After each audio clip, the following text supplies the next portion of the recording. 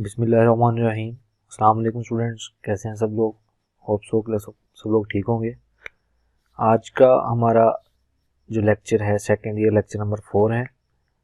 तो आज हम पढ़ेंगे जी elements of C language. Elements of C language हमने चैप्टर स्टार्ट किया हुआ है। इसमें हम बेसिक एलिमेंट्स के बारे में पढ़ रहे हैं जो किसी भी लैंग्वेज को मुकम्मल करने के लिए ज़रूरी होते हैं। इसमें कुछ आलमी एलिमेंट्स हम ऑलरेडी पढ़ चुके हैं, उन एलिमेंट्स को बड़ी ब्रीफली पढ़ा है। होप्स हो कि आप लोगों को समझ आ गई होगी। अगर समझ नहीं आई तो आप क्वेश्चन या क्यूरी वगैरह कर सकते हैं, और कुछ चीज़ें नेक्स्ट आहिस्ता आहिस्ता बाकी लेक्चर्स के साथ आपकी क्लियर होती जाएंगी। तो आज हम पढ़ेंगे जी rules of variable declaration.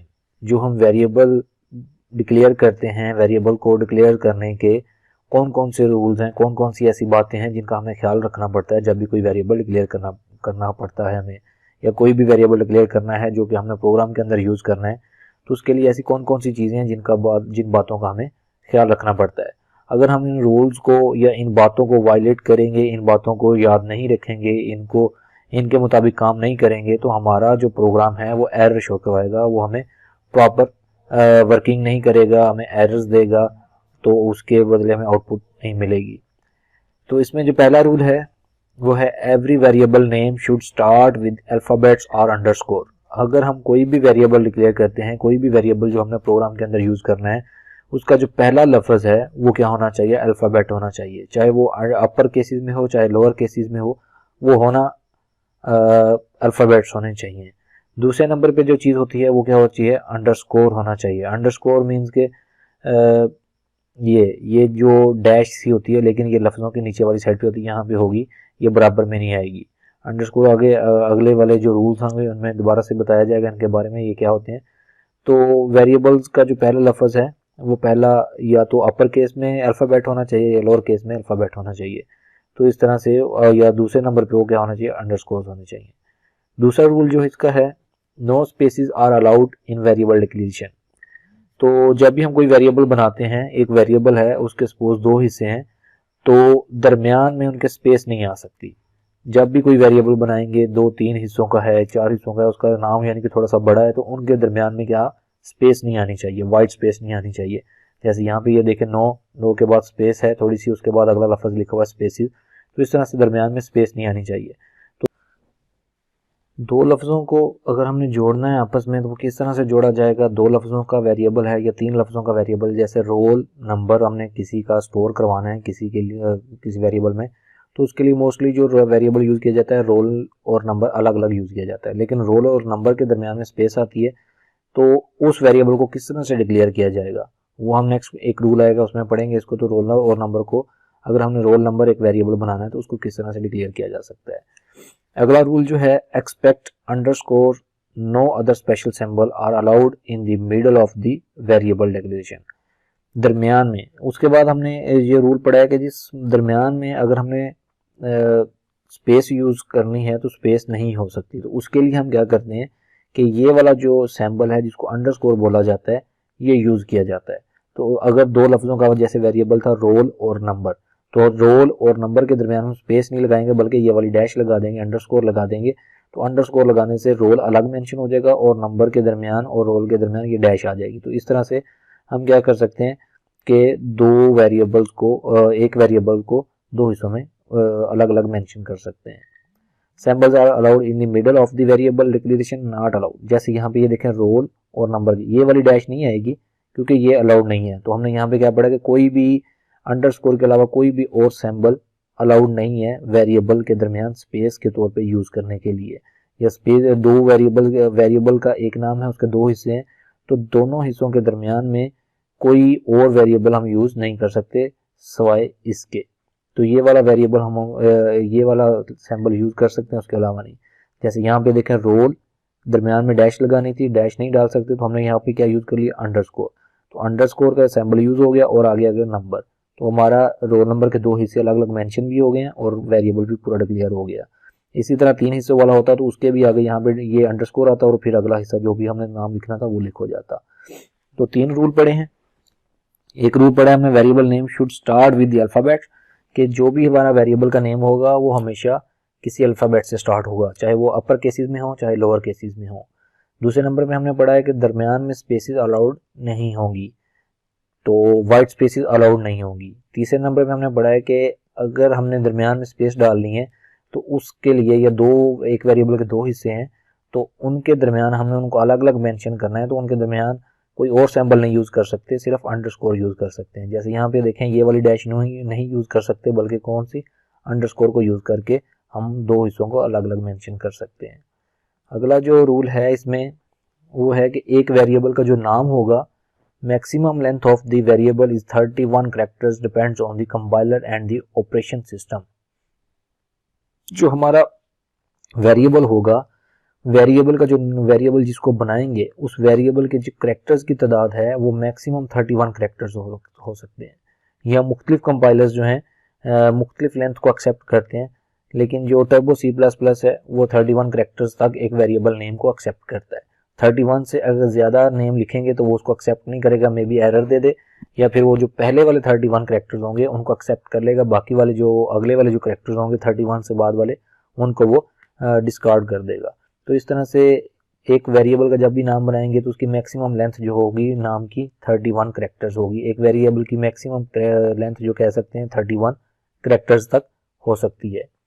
Every variable name always should exist in the left hand side of assignment operator. Assignment operator हमने प्रीवियस लेक्चर में पढ़ा था, कौन सा होता है, ये वाला। तो वेरिएबल का जो नेम है वो लेफ्ट साइड पे होना चाहिए। तो यहाँ पे राइट साइड पे है और वैल्यू कहाँ पे दी हुई है, लेफ्ट साइड पे दी हुई है, तो ये गलत है, ये इनवैलिड है। वैलिड डिक्लेरेशन क्या होती है कि राइट साइड पे जो लेफ्ट साइड पे है वेरिएबल नेम आता है, जैसे यहाँ पे ए लिखा हुआ है, और राइट साइड पे क्या आएगा, उसकी वैल्यू।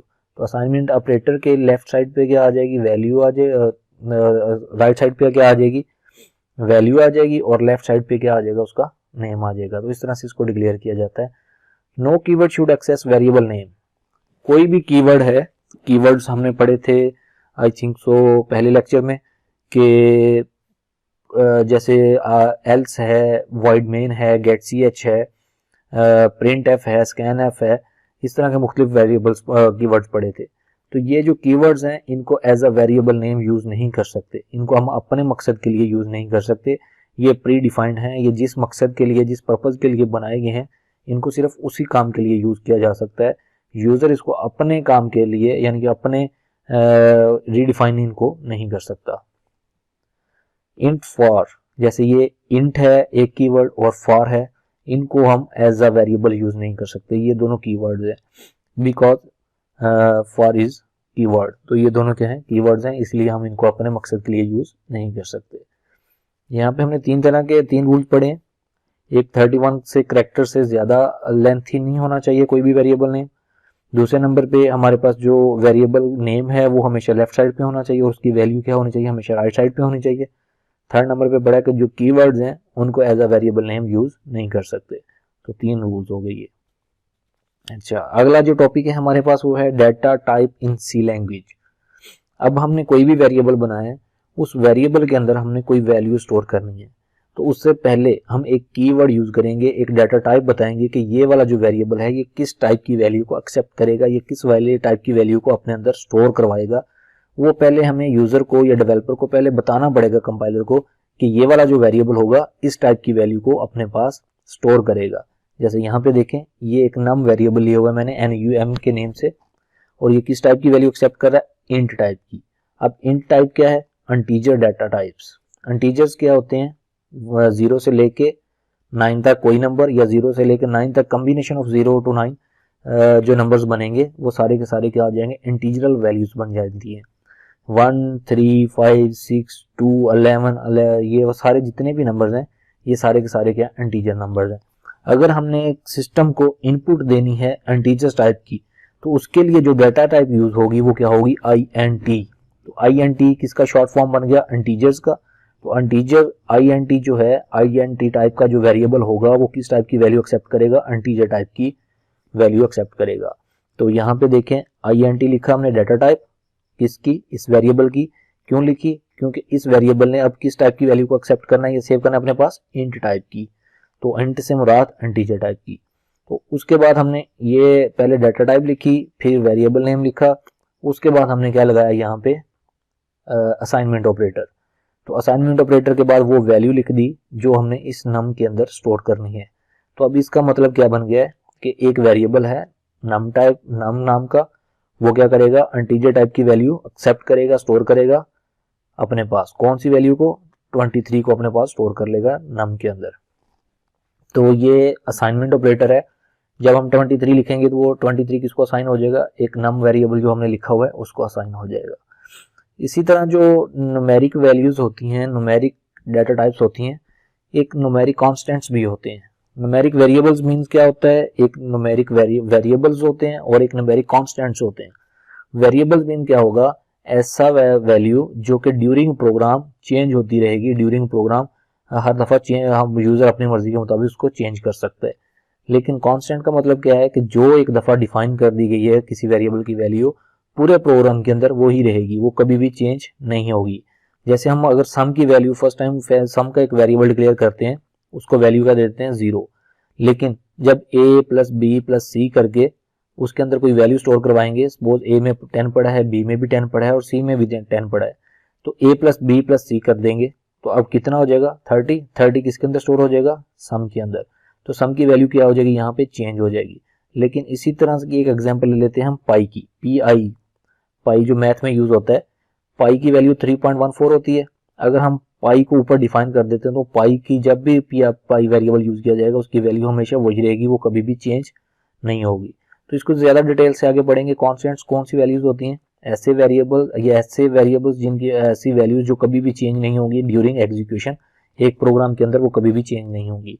जबकि वेरिएबल्स कौन से होते हैं, ऐसी वैल्यूज जो ड्यूरिंग एग्जीक्यूशन चेंज होती रहेंगी, वो कौन से होते हैं, वेरिएबल्स होते हैं। कॉन्स्टेंट्स और वेरिएबल्स का आपको थोड़ा सा डिफरेंस पता चल गया। बाकी कॉन्स्टेंट्स को आगे जब मजीद इसके प्रोग्राम करेंगे तो ज्यादा डिटेल से पता चल जाएगा।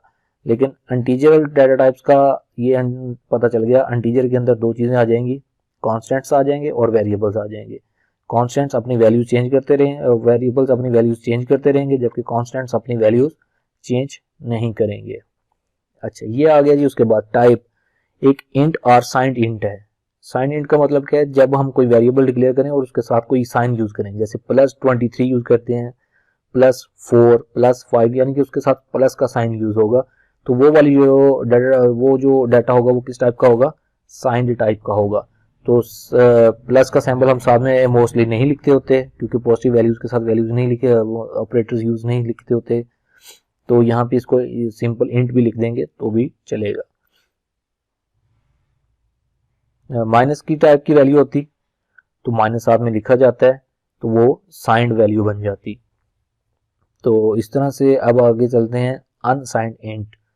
ये साइज 2 ये क्या लिखा हुआ है, ये मैं आपको बताता हूँ।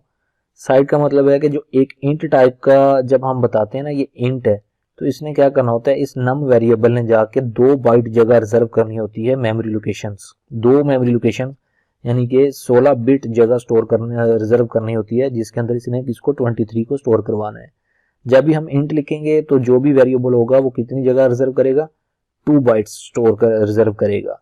अनसाइन इंट जो है ये भी 2 बाइट्स स्टोर रिजर्व करेगा। शॉर्ट इंट जो है, शॉर्ट क्या है, ये छोटी वैल्यू जब हमने कोई स्टोर करवानी होती है किसी वेरिएबल के अंदर उस वक्त यूज की जाती है, तो ये 1 बाइट रिजर्व करेगा मेमोरी लोकेशन में। अनसाइंड जो है ये भी 1 बाइट स्टोर रिजर्व करेगा। लॉन्ग इंट जो है, इसमें जब हमने कोई बहुत बड़ी वैल्यू स्टोर करनी है जो कि 2 बाइट्स के अंदर पूरी नहीं आ सकती, तो इसके लिए हम क्या करेंगे, 4 बाइट जगह रिजर्व कर लेंगे मेमोरी लोकेशन के अंदर, मेमोरीज के अंदर। तो इस तरह से अनसाइंड भी इसी तरह से यूज होता है। जैसे यहाँ पे ये देखें, ये हमारे पास एक मेमोरी लोकेशन है, सपोज कर लें ये 1 बिट है, ये 1 बाइट का है एक बॉक्स, ये 2 बाइट, यहाँ पे ये सारे जितने भी हैं 1 बाइट के बॉक्सेस हैं एक। अब मैं अगर ये नम वेरिएबल है तो नम वेरिएबल क्या करेगा, 2 बाइट जगह रिजर्व करनी है इसने। एक इंटीजर ने कितनी जगह स्टोर करनी रिजर्व करनी है, 2 बाइट। तो 1 बाइट ये होगी और 1 बाइट ये होगी, तो ये 2 बाइट्स को रिजर्व कर लेगा और फिर 23 को इन 2 बॉक्सेस के अंदर स्टोर करवा देगा। इसी तरह कोई और वेरिएबल होता तो 2 बाइट्स जगह स्टोर करता जाता। अगर मैंने लॉन्ग इंट टाइप का कोई वेरिएबल बनाया होता, यहाँ पे लॉन्ग इंट होता, इंट सिंपल ना होता, लॉन्ग इंट होता, तो फिर ये कितने बॉक्सेस, 4 बाइट जगह रिजर्व करनी थी, 1 2 3 और ये 4, तो 4 बाइट की 4 बाइट जगह रिजर्व कर लेता अपने लिए, ये अपने वेरिएबल के लिए। उसके बाद आ जाता है floating point data types. Floating क्या होती है? जब किसी वेरिएबल के अंदर हमने कोई अशारिये वाली डेसिमल पॉइंट या रियल वैल्यूज को स्टोर करवाना होता है, उस वक्त जो डाटा टाइप यूज की जाती है वो फ्लोट टाइप की डाटा टाइप यूज की जाती है। जब हमने सिस्टम को इनपुट देनी होती है, अशारिये वाली वैल्यूज देनी होती हैं, तो उसके लिए साथ में जो डाटा टाइप लिखी जाती है वो कौन सी लिखी जाती है? फ्लोट लिखी जाती है, FLOAT। तो अब मैंने एक एवरेज मालूम की है किसी भी सब्जेक्ट स्टूडेंट की, उसके टोटल मार्क्स की, तो अब उसकी एवरेज आपको पता है कि मोस्टली अशारिये वाली वैल्यूज ही होती हैं। तो अब मैंने एवरेज को जब डिक्लेयर करना है तो इसके अंदर मुझे पता था कि अशारिये वाली वैल्यू ही आएगी, तो इसलिए मैंने इसकी डाटा टाइप क्या लिख दी यहाँ पे? FLOAT। तो साथ में उसके अंदर जब वैल्यू स्टोर होगी तो वो इसके अंदर स्टोर हो जाएगी, और इसने कोई ना कोई मेमोरी लोकेशन रिजर्व की होगी तो उसके अंदर जाके ये 76.55 स्टोर हो जाएगा। तो फ्लोट जो है ये कितने बाइट जगह लेता है मेमोरी में? 4 बाइट। तो ये जो एक वैल्यू है ये 4 बाइट्स के अंदर जाके स्टोर हो जाएगी। जब भी मैं फ्लोट लिखूंगा तो फ्लोट का मतलब है कि जो ये जो वेरिएबल है ये 4 बाइट जगह रिजर्व कर लेगा मेमोरीज की।